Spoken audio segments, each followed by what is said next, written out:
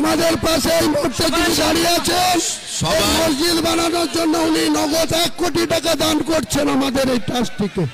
নগদ 1 কোটি টাকা দান করছেন আমাদের West Bengal Islamic foundation of India ট্রাস্টটিকে। আমাদের ডাক্তার MS মাল্লিক উনি আমাদের ট্রাস্টকে 1 কোটি টাকা দান করছেন। আলহামদুলিল্লাহ, আলহামদুলিল্লাহ, আলহামদুলিল্লাহ, আলহামদুলিল্লাহ, মাশাআল্লাহ। সবাই বলে আলহামদুলিল্লাহ। পরকালে ওনার সম্মানকে বৃদ্ধি করুন, ওনাকে আল্লাহ আরো মাল জান দিয়ে ওনাকে হেফাজত করুন।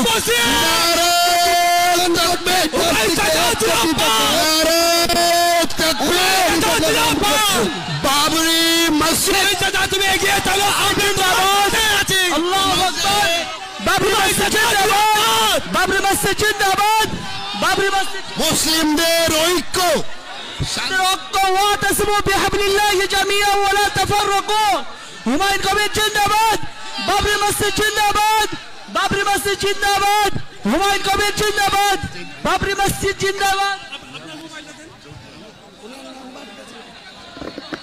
আমাদের পাশে এই মুহূর্তে যিনি দাঁড়িয়ে আছেন, মসজিদ বানানোর জন্য উনি নগদ 1 কোটি টাকা দান করছেন আমাদের এই ট্রাস্টটিকে। খবর হওয়ার কথা ছিল সংহতি দিবস নিয়ে, খবর হচ্ছে বাবরি মসজিদের শিলান্যাস নিয়ে। মমতা ব্যানার্জি আপনার যে ব্যাকফায়ার ভয়ঙ্কর ভাবে হতে চলেছে সে বিষয়ে কোনো সন্দেহ নেই, কারণ 2026-এর বিধানসভা অত্যন্ত কঠিন পিচ তৈরি হয়েছে, যেখানে খেলে দিলেন হুমায়ুন কবির। সমস্ত খবরের ডিটেলসে যাওয়ার আগে নমস্কার, আমি অদ্বিতীয়া রয়। আজকে আবার চলে এসেছি আমার ছোট্ট ইউটিউব চ্যানেল সঙ্গে অদ্বিতীয়ায়। আপনাদের সকলকে প্রণাম ও ভালোবাসা জানিয়ে আজকে লাইভ আমি এখান থেকে শুরু করি। কি হবে দিদি, মানে 39% প্রায় বিজেপির খাতায় এখনো পর্যন্ত আছে, 39% ভোট মোটামুটি বিজেপির খাতায় এখনো আছে, কিন্তু আপনার যে কনফার্মেশন 30%-এ ভাগ বসতে চলেছে। ওইদিকে ভাঙড়ে ISF আর এদিকে মুর্শিদাবাদে হুমায়ুন কবির তো খেলে দিলেন, আজকে দেখিয়ে দিলেন যে খবর সংহতি দিবস নিয়ে হয় না, খবর বাবরি মসজিদের শিলান্যাস নিয়ে হয়। দেখিয়ে দিলেন যে এক হচ্ছে মুখোশধারী, যে এটা প্রিটেন্ড করেন যে আমি মুসলমানদের জন্য, মুসলমান আমাকে ছাড়া কিছুই না, আমি তাদের প্রোটেক্টর। আর এক হচ্ছে যে অরিজিনাল জন্মগত মুসলমান, যে মুসলমানের জন্য একটি মসজিদ বানাচ্ছে। সেটা অন্য কথা যে বাবরিটা কন্ট্রোভার্সি ম্যাটার কিনা, কন্ট্রোভার্সিয়াল ওয়ার্ড কিনা, সেটা অন্য কথা, আমি সে বিষয়ে যাব না।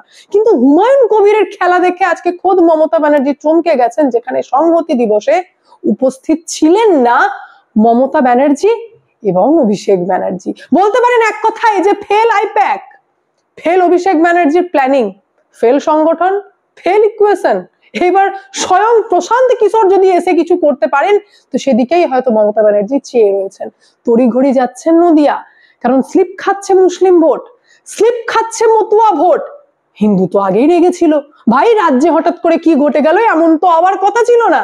জানিয়ে দিই আপনাদেরকে যে হুমায়ুন কবিরের যে বাবরি শিলান্যাসের জন্য যে পুরো প্রকল্প আজকে তিনি শিলান্যাস করেছেন, একটা অনুষ্ঠান করেছেন, যে অনুষ্ঠানে আপনারা দেখতে পেলেন যে জাতীয় সড়ক পর্যন্ত জাম হয়ে গেছিল।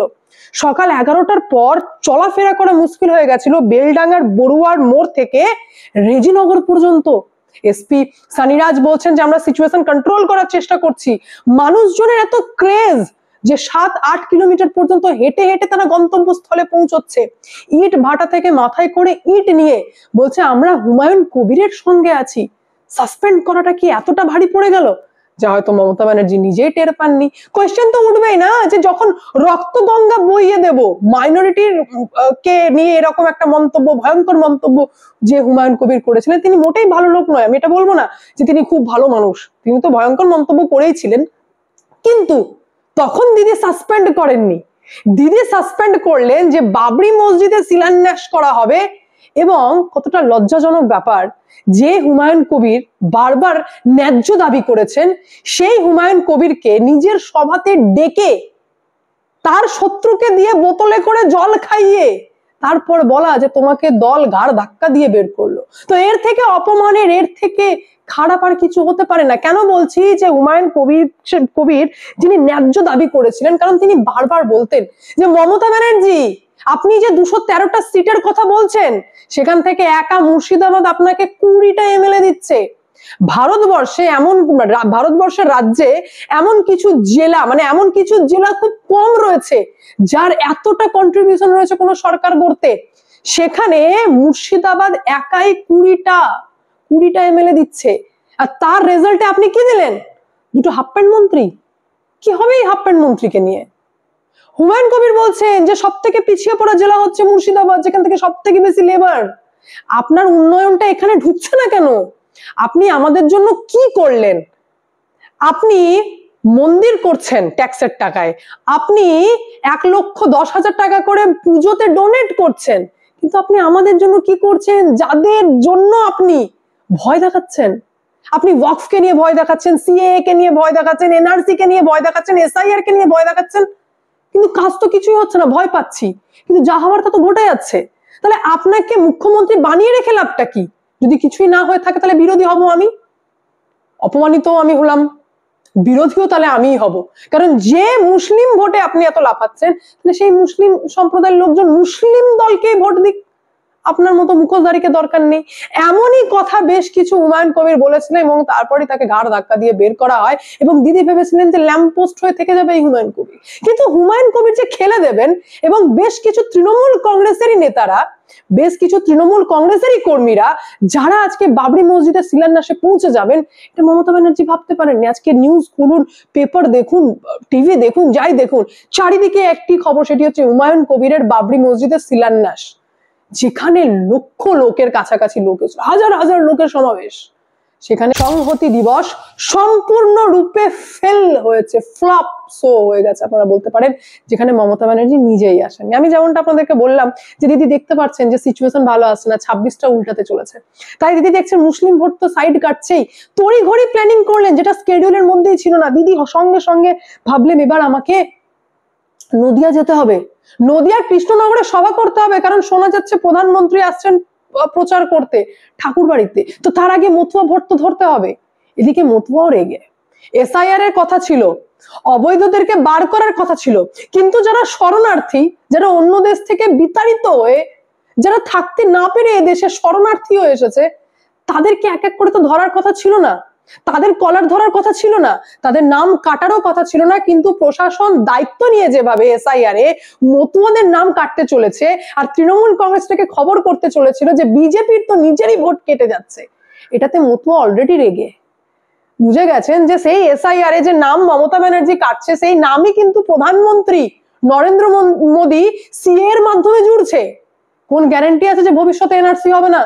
এর থেকে তো অনেক বেটার না, লোকসভায় একচেটিয়া ভোট তো দিই, এমএলএ ভোটে, বিধানসভা ভোটে শুধুমাত্র তৃণমূল কংগ্রেসের দিকে একটুখানি বয়ে যায়, কিন্তু আমি পুরোটাই তাহলে এই দিকেই দিই, বিজেপির দিকেই দিই, ফালতু মারতে সরকারকে দিয়ে তো লাভ নেই যদি ভবিষ্যতে এনআরসি হয়। এর থেকে অনেক বেটার যে সরকার আমাদেরকে নাগরিকত্ব দিচ্ছে এই বলে যে তোমরা শরণার্থী, তাকে সাপোর্ট করা দরকার। আর এই সমস্ত কিছুর মধ্যে মমতা ব্যানার্জি তড়িঘড়ি পৌঁছে যাচ্ছেন নদিয়ার কৃষ্ণনগরে প্রচার করতে। কেমন প্রচার করতে ভাবুন, খবর ছিল 9 ডিসেম্বর দিদির কিন্তু কোচবিহারে সভা রয়েছে, তাহলে এখন হয় কলকাতায় থাকার কথা, না হয় উত্তরবঙ্গ যাওয়ার কথা, উত্তরবঙ্গ তো এমনি স্লিপ হয়ে আছে, তো উত্তরবঙ্গ যাওয়ার কথা, সেখানে না গিয়ে তড়িঘড়ি যেভাবে দিদি আজকে সংহতি দিবসকে পর্যন্ত ফেলে রেখে ফ্লপস হতে না গিয়ে যেভাবে তিনি দৌড়ে গেলেন নদিয়াতে, সেটা ভাবাচ্ছে এবং তিনি চেষ্টা করছেন যে মতুয়া ভোট যেন কোনো রকমে ধরে রাখা যায়। কারণ এই সংহতি দিবস যেটাকে সুরসুরি দিদি দিয়েছিলেন, ভাই সুরসুরি এত দেওয়া উচিত না যে আপনি কাউকে সুরসুরি দিয়ে দিলেন আর পরিবর্তে আপনাকে যখন সুরসুরি দিচ্ছে আপনি আর নিতে পারছেন না। এই সংহতি দিবস কার করা? মমতা ব্যানার্জির করা। কি জন্য করা? যে 1992 সালে বাবরি মসজিদ নাকি ভাঙা হয়েছিল, তাই 1992 6 ডিসেম্বর মমতা ব্যানার্জি একটি বার্তা দিচ্ছেন। সেই বার্তা হচ্ছে যে মনে করো বাবরি মসজিদ ভাঙা হয়েছিল, মানে ধর্মের সুরসুরি। আজকে সেই ধর্মের সুরসুরিতে মমতা ব্যানার্জি মোটামুটি হাবুডুবু খেতে লেগেছেন। তাহলে দিদি আপনি যে প্রচার করছেন, মালদা সভা থেকেও দেখলাম দিদি কি বলছেন, এই একটাই অ্যাচিভমেন্ট, সেটা হচ্ছে লক্ষ্মী ভান্ডার আর সাইকেল দেওয়া। লক্ষ্মী ভান্ডার আর সাইকেল, এভাবে কি আর ভোটে জেতা যায়? যেখানে আমরা নিজের সৎ চোখে দেখতে পাচ্ছি যে দিদিকে যখন আমরা বলবো যে ডেভেলপমেন্ট কি, তোমরা জানতে পারছি যে বাংলায় যে রেল প্রকল্প রয়েছে না, সেখানকার 73% জমি এখনো অধিগ্রহণ করতে পারেননি। একটাও 4 চাকার ম্যানুফ্যাকচারিং কারখানা আপনারা পশ্চিমবঙ্গে দেখাতে পারবেন না। তো কাজই নেই, কারখানা নেই, 6 মাসে 207টা কোম্পানি উঠে যাচ্ছে, তো সেই রাজ্যের কি হবে? লক্ষ্মী ভান্ডার হবে নাকি সাইকেল হবে? এটা তো ভাবায়। জানিয়ে দিই আপনাদেরকে যে রেলমন্ত্রী হাত তুলে দিয়েছেন, বলছেন আমার দ্বারা সম্ভব না পশ্চিমবঙ্গের রেল প্রকল্পগুলোকে কমপ্লিট করার, কারণ আমরা যা যা প্রকল্প নিয়ে এগিয়েছি, যা যা রয়েছে আমাদের টার্গেট, সেটার জন্য রাজ্য সরকার জমি দিচ্ছে না। আসলে বিষয়টা হচ্ছে যে মোট প্রয়োজন জমি হচ্ছে 4564 হেক্টর জমি, এখনো পর্যন্ত মমতা ব্যানার্জি দিতে পেরেছেন 1250। বলছেন কি করে আমি কাজ করব? প্রত্যেকটি প্রকল্প আটকে রয়েছে। নবদ্বীপ ঘাট থেকে নবদ্বীপ ধাম নয়া line, Naihati Ranaghat 3rd line, Kaliaganj Buniadpur পর্যন্ত নয়া লাইন, চন্দনপুর থেকে শক্তিগড় পর্যন্ত 4th লাইন,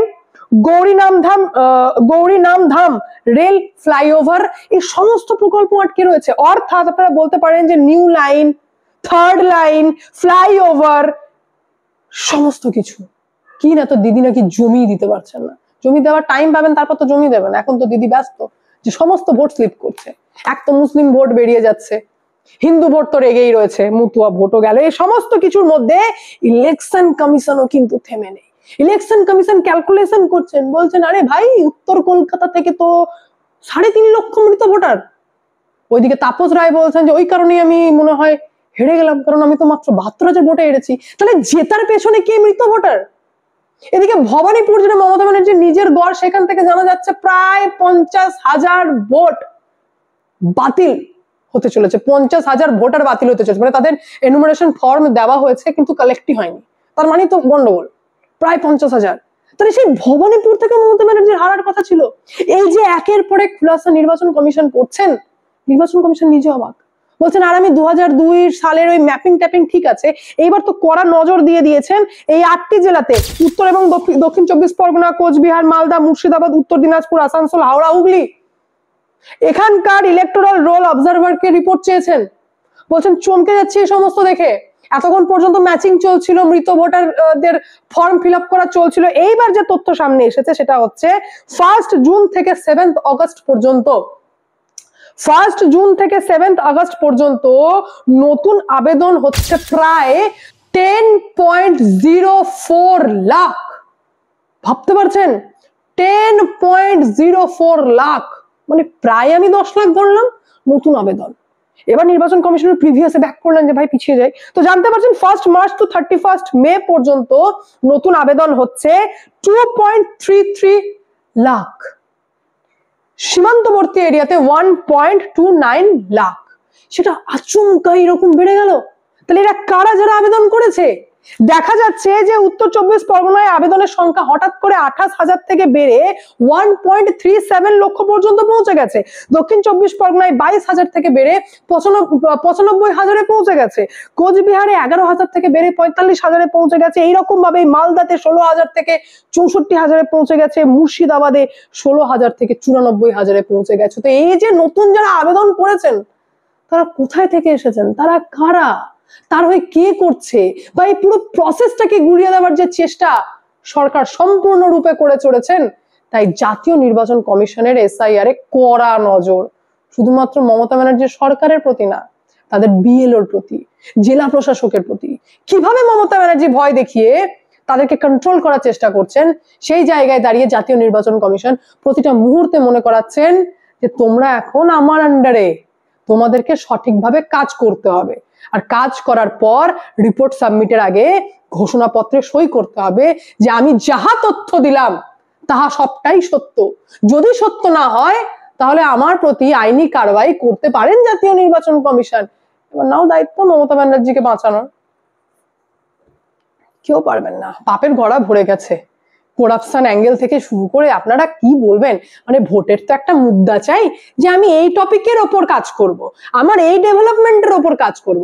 তো দিদির জন্য বলার কিছু নেই, কারণ আপনারা যারা অনেকেই মনে করতেন দিদিকে কলকাতা সারাউন্ডেড এরিয়া থেকে প্রচুর ভোট আছে, আরবান ভোটে যে এত ঘোটালা, সেটা নিজেই জাতীয় নির্বাচন কমিশন দেখে ঘাবড়ে গেছেন যে 15 বছরের যে সরকার চলেছে সেখানেই কোথাও না কোথাও কোয়েশ্চেন উঠে আসছে যে কারা ভোট দিচ্ছে। আপনাদের কোয়েশ্চেন ছিল না কে ভোট দেয়, দেখুন অবস্থা।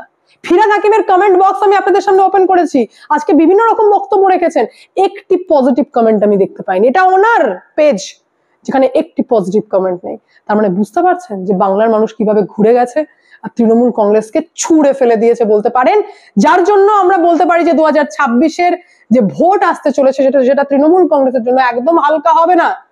ডু অর ডাই গেম, যেখানে তৃণমূল কংগ্রেসও নিজের জোর লাগাবে আর বাকি রাজনৈতিক দলগুলি কিভাবে তাদের জোর লাগায় সেটাই এখন দেখার বিষয়। পুরো বিষয়টা নিয়ে আপনাদের কি মন্তব্য কমেন্টের মাধ্যমে জানাবেন। আমি এখানে এন্ড করবো, দেখা হচ্ছে নেক্সট ভিডিওতে। ভালো থাকবেন, সুস্থ থাকবেন। সংবাদ দ্বিতীয় চ্যানেলকে অবশ্যই সাবস্ক্রাইব করবেন, কারণ একটাই, যা হবে স্পষ্ট হবে।